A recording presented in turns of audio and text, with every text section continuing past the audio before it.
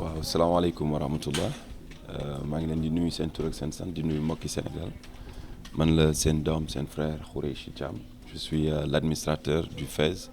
le fonds d'appui à l'investissement des Sénégalais de l'extérieur. Pourquoi vous avez jugé nécessaire d'appeler les députés de la diaspora pour parler avec eux? C'est pratiquement votre première activité. Effectivement, aujourd'hui, je pense qu'on est le 8 avril 2025. Et mën naa ne bu ñu ko xoolee presque mooy benn at si ginnaaw bi ñu acté li nga xamante ne mooy rupture bi nag bu ñu koy acté nekkul juste ci ay wax dafa war a nekk si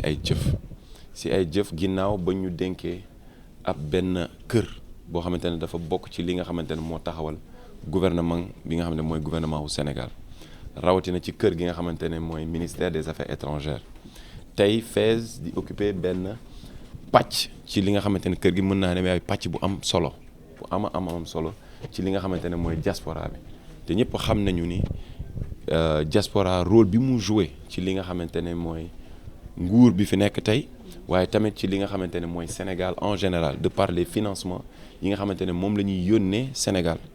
def naa ni plus de 1800 milliards su ma juumul si le chiffre est bon buy dugg ci Sénégal si consommable tey war nañu mën a xool nit koo xam ne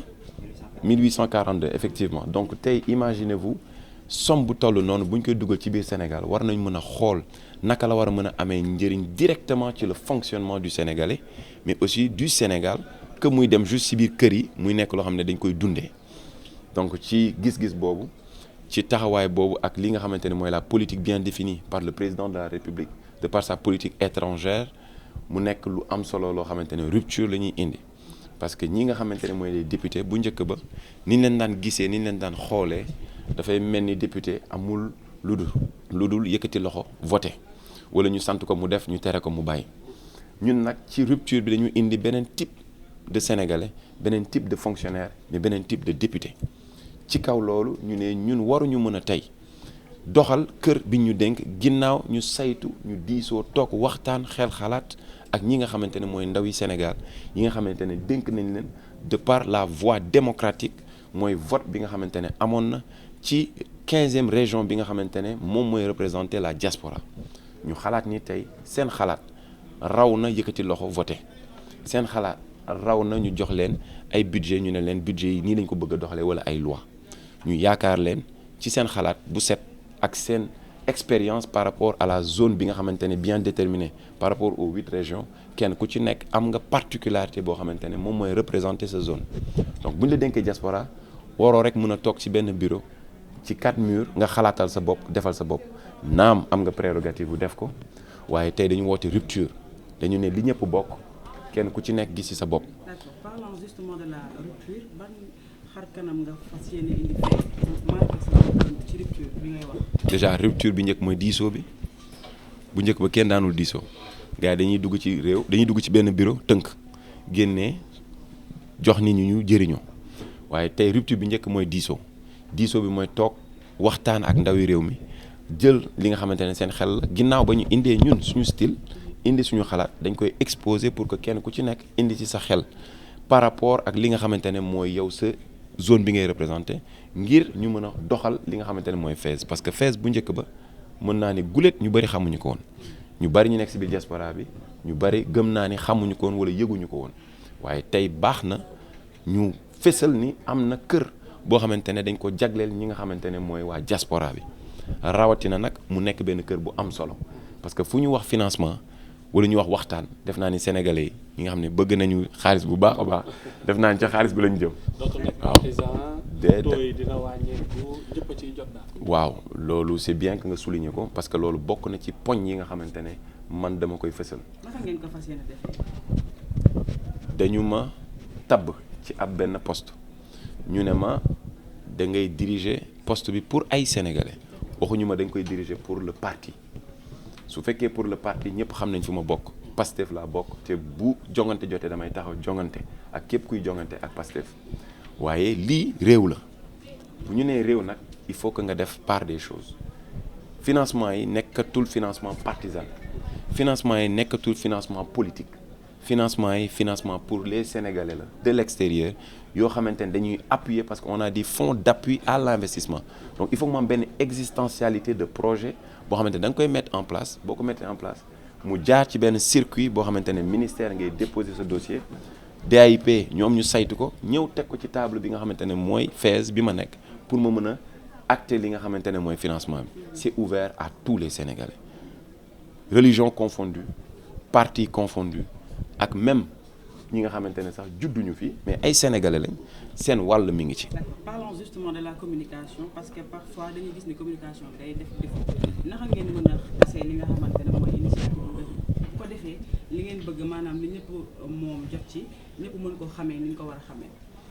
initiative bu njëkk bu communication mooy li ngeen di def nii lu fekkee ngeen ñëw fekkee yéen ñi nga xam yéen a yor xarale yi yéen ngeen xamante ne aujourd'hui ginnaaw liggéey bu am solo bi ngeen di def tey yéen a tax le monde est un village planétaire c'est-à-dire tey li xew Chine mën nga ko xam soo ko bëggee xam léegi boo ubbee xarale yi mel ni yi ngeen yor donc tey déjà la première transparence c'est la communication visuelle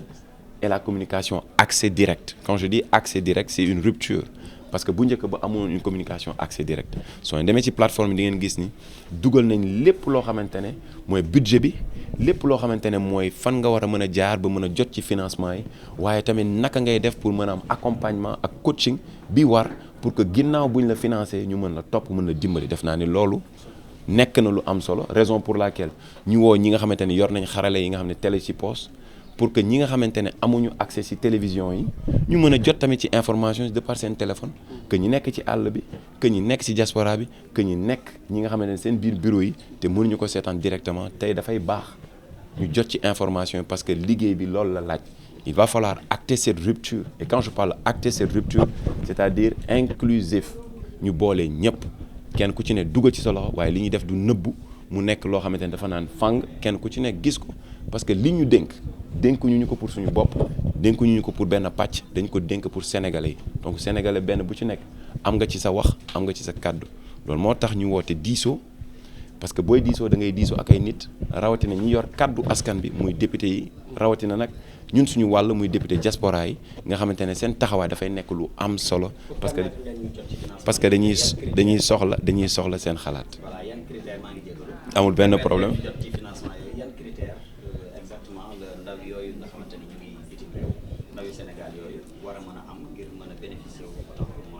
waaw critères yi nag boo xoolee li ko tënk jafewut déjà yow boo nekkee ndawi diaspora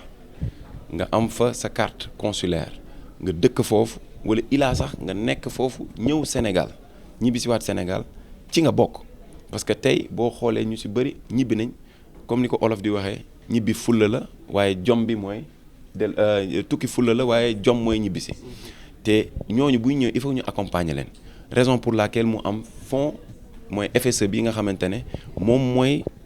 toppatoo li nga xamante ne mooy sénégalais yi nga xam ne fii la ñuy investir mais ci diaspora bi la ñu nekk boobu ci benn critère yi mooy d'abord yow nga jugee diaspora nga dëkk ci diaspora bi wala nga am luy mandargal ni ci diaspora bi nga bokk loolu benn la ginnaaw loolu nga am benn projet bu considérable c'est-à-dire projet boo xamante ne soo ko déposé dañ koy saytu dinañ ko saytu parce que am na benn système bu ñu mettre en place boo xamante ne ginnaaw boo ko déposé ci ministère des affaires étrangères dafa war a jaar ci benn circuit bu tudd DAIP balaa muy yegsi ci li nga xamante ne mooy waa FAISE donc am na circuit bu muy topp loolu bokk na ci benn canevas boo xam ne dañ koy mettre en place mi ngi ci site yi boo ubbee ci site yi bokk na ci rupture bu ñu indi nekkatul loo xamante ne projet booy indi ci biir FAISE rek déposé ko entre xarit ak xarit wala yow dañu bokk parti nga ñëw fa ma financer sa projet déedéet dafa am circuit administratif bu muy jaar mu am traçabilité mais moom transparence bu ko defee dafa am kuréel boo xamante ne ñoom ñooy saytu projet yi ginnaaw bu ñu la wanee benn yoon boo war a topp boo ko toppee ñu boole la si ñi nga xamante ne mooy projet yi nga xamante ne valable na léegi nag ñu doog a def benn saytu tànn ñi nga xamante ne ñooñu la ñuy financer su ko defee kenn ku ci mën a jot sa financement. waaw mën nañ ne buleet la parce que man mi Aïcha Touré honorable député diaspora la bu Amérique Océanie nekkoon naa fi législature passée et naturellement damay bokk ci commission affaires étrangères mais daje bu di mel musuñu ko am et bu ñu fàtte ne ñun ñooy relais ñun ñoo dox diggante sénégalais yi nekk ci diaspora ak ñi nga xam ne ñoom ñooy yenn institutions yi wala organisme yi nga xam ne ñoom dañ koy soxla en tant que doomu réew bi nekk à l'extérieur mais malheureusement musuñu koo am moo tax damay féliciter d'abord la présidente de la commission des affaires étrangères parce que musuñoo am commission bu amee ni dynamisme ndax bi ñu commencé ba tey depuis le 2 décembre je pense que rythme bu accéléré la ñuy liggéeyee te loolu yëpp ñu ngi ko jëmale si li nga xam ne mooy ñoŋal suñu relation diplomatique à travers ce qu'on appelle la diplomatie parlementaire te mi ngi koy def mais beneen bi mooy doomu réew yi nekk à l'extérieur mais féliciter aussi monsieur Khoureychi Thiam defe naa pas-pasam si liggéey bëgg réewam nekk loo xam ne léegi dañ koy waxtaane ndax weesu na fa te ma gëm ne am yaqin ne kii nga xam ne jël nañu FAISE teg ko si loxoom FAISE di li nga xam ne sénégalais de la diaspora moom moo leen di jàppale ñu mën a yeggali seen mébét si investir seen réew gëm naa ne tegu na si loxo yu wóor te liggéeyam bii dina ko def te du ci boole par parloo ndax un sénégalais est un sénégalais fu mu mënti nekk fu mu mënti bokk lépp loo xam ne dañ ko teg li ñëpp bokk ñëpp dañ see war a jot dina ko teg ci yoon te déjà am na transparence parce que musuma gis ñu def ko publier ko sur Facebook publier na ko ci plateforme yi publier na ko fu ne mu ngi yomb liggéeyam en tout cas ñun député diaspora am nañu mbégte lool ndax jox nañu suñu place amuñu ko woon parce que ñun ñooy relais ndax képp ku am soxla boo jotul ministre bi jotoo ki nga xam ne moom mooy secrétaire général secrétaire d'État des Sénégalais de l'extérieur jotoo ñoom ñii ñun ngay jot ñoo la war jox information te bu ñu amul information yooyu day daal di metti ci ñun donc jërëjëf Khoureychi jërëjëf Fatou Cissé jërëjëf képp koo xam ne yaa ngi ci bureau sénégalais de l'extérieur merci. waaw ñun ci suñu plan d'action commission des affaires étrangères sénégalais de l'extérieur et de l'intégration africaine dañoo décidé woon gis yi agence yi nga xam te ñoom ñooy def financement au sénégalais de la diaspora mooy FAISE FONGIP FONSIS DER. léegi bi ñu contacté FAISE pour planifier loolu ñoom dafa fekkoon aussi ci seen programmation dañoo ne woon l'administration monsieur Khoureychi Thiam dafa ne bala bu toogee bala muy def dara bala muy génn di def lenn day toog ak waa député de la diaspora parce que nag booy liggéey ay nit toog waxtaan ak ñoom taataana seen xalaat xam seen i bëgg-bëgg parce que nit ki boo koy liggéey da ngay xam lan mooy bëgg-bëggam lan mooy jafe-jafeem donc ci la ñu d'accord ñu ñëw def atelier bi ni tey muy lu ñu rafetlu bu baax a baax parce que ñun dinañu permettre ñu xam financement yi fan lay jaar ndax boobule ñun dañ daan dégg rek FAISE DER FONGIP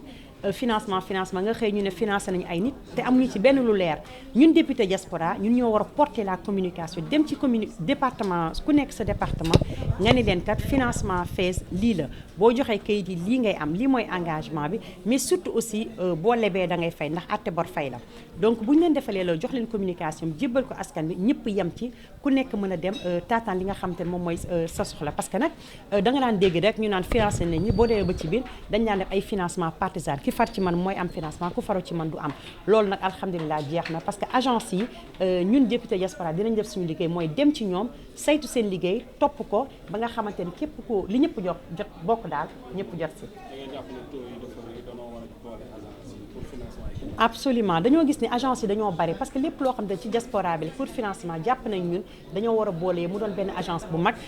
ñu boole li nga xamante ne moom mooy budget mu gën a doole ñu wàññil ñu taux yi comme ça financement yi doon aussi lu am doole parce que ay financement 500 000 1 million boo bëggee def benn projet boo xamante ne da nga bëgg a jàppale état du Sénégal parce que projet yi bu ñu ko defee aussi dañuy def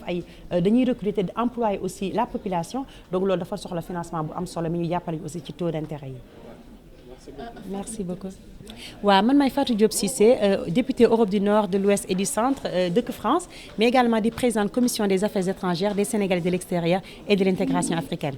C'est très important ñu ubbi ko ba Sénégalais de la diaspora xam ko la diaspora c'est un levier important de notre économie li ñuy contribuer moo ëpp fuuf li ñu partenaires techniques et financiers di dugal on parle de plus de 1000 milliards quand même ñu di ko dugal chaque année maintenant. Il faut que ñu essayer loolu ñuy dugal nga xam ni c'est majoritairement destiné à la consommation mu nekk une partie au moins ñu consacrer ko à l'investissement te aka état accompagner leen loolu c'est très important ñoom ñu mën a explorer de nouveaux domaines parce que tamit ku ñibbi da ngay xalaat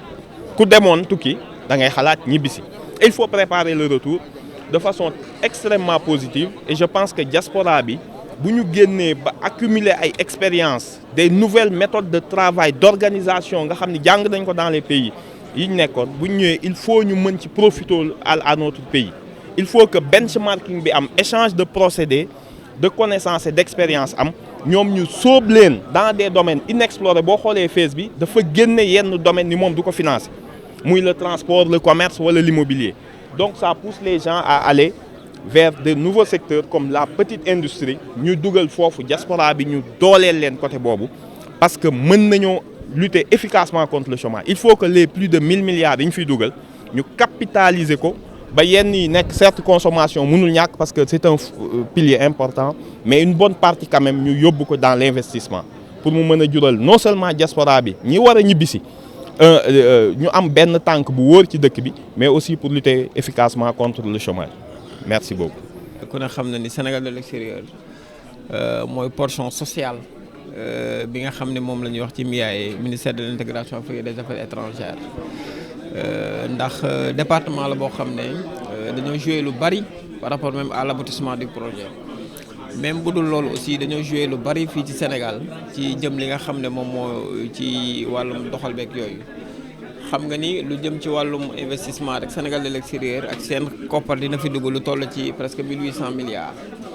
Donc FAISE bu jëlee initiative bi c'est une excellente initiative boo xam ne dina mën a permettre sénégalais yi ñu gën a mën a accompagner ñi nga xam ne état bi gën a mën a accompagner ñi nga xam ne mooy diaspora bi à travers des financements donc loolu nag muy initiative boo am solo donc diggante FAISE nag ak BOOS liggéey continuité la ndax ku ne xam ne ni FAISE da doon financer lu bari mais sur le terrain les projets financés daal am suivi donc ñun en tant que BOOS ñun ñooy def suivi bi sur le terrain mais aussi par rapport au recouvrement aussi on va servir de relais vu qu'on est présent dans les 14 régions du Sénégal tous les projets financés par maanaam le FAISE ñun dañuy def suivi bi ngir mën a continuer li nga xam ne moom mooy liggéey bi foofu mais ñu ngi féliciter l'administrateur monsieur Khoureyssi Thiam di féliciter aussi ñi nga xam ne mooy participants yi ak députés yi nga xam ne aussi ñoom ñoo ci participer.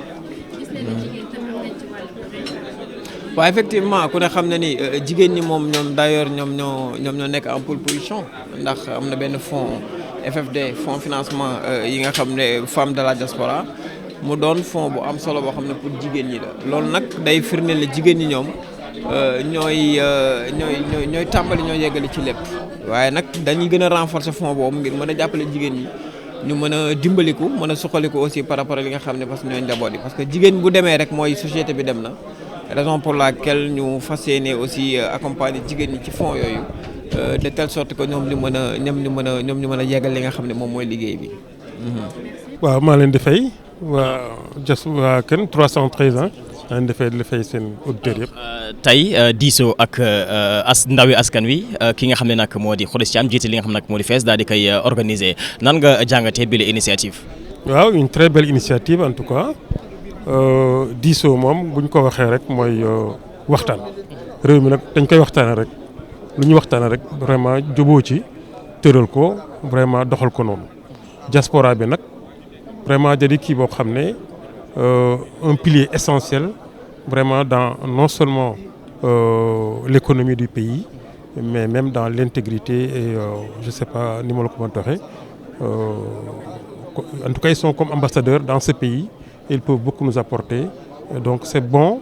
que des fois ñu waxtaan ak ñoom xam seen problème jéem ko résoudre avec eux certainement.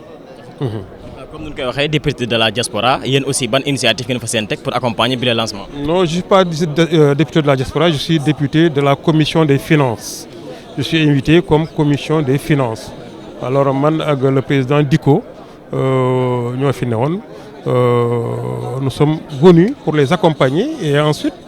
Et mettre en quand même nos idées. Alors, il y a beaucoup d'idées certainement qui vont sortir de cet atelier. C'est à nous de les mettre en œuvre au niveau du Parlement et essayer vraiment de les modeler en loi et en règlement. Waaw loolu daal moo ñu fi indi pour les accompagner. Alors, tout à l'heure, je peux faire dégg naa Khoureyssi, le ministre quand même, il s'étonnait de voir les femmes le financement des femmes de la diaspora. C'était pas une idée saugrenue qu'il avait parce que en le disant, je crois qu'il pensait surtout à la femme rurale. Nous sommes de la ruralité et soutenons beaucoup la femme rurale. Donc boo déggee ñu financer la femme de la diaspora, da ngay jaaxle pourquoi pas la femme rurale. Mais je crois que on peut tout orienter en finançant la femme de la diaspora qui mettra en œuvre la femme rurale parce que bu dee nos produits qui sont là qu'on peut transformer et ensuite en tout cas une femme boo xam ne xam na li xew ci beneen réew ñëw transformer ko aider nos femmes rurales qui sont là à pouvoir les exporter.